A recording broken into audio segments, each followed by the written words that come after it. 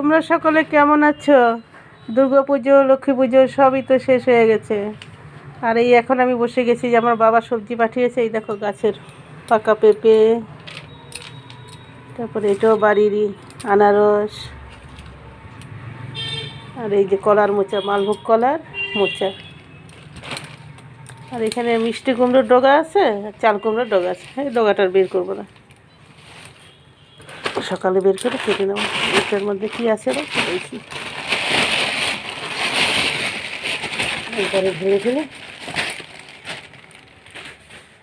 এটার মধ্যে ছোটো পেঁপে আছে সবজি খাওয়ার জন্য, আর এটা তো পাকা খাওয়ার জন্য। আর একটা বাতাবি দেবো, একটা বেগুন আছে, তাও বেকা টাকা গাছেই এসেছে। আর এই যে কালো লঙ্কা,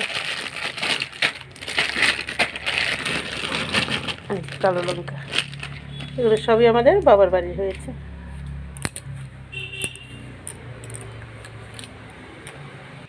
আর এখন আমি কালকে লক্ষ্মী পুজোর জন্য তরমুজ এনেছিল, তরমুজের খোসাটা ভাজা করবে, কালোটা ফেলে দিয়ে এটা অল্প লালটাও ফেলে দেবো, ঝিরিঝিরি করে কেটে ভাজা ভাজা করবো, কালো জিরা ফোড়ন লঙ্কা দিয়ে করবো। আর কয়টা কাঁকরোল এনেছি গাছের থেকে, এখন আর বেশি হয় না, আগে তো অনেক হয়েছে, কোটায় হয়েছে, দিয়ে এসেছি, লাল হয়ে গেছে।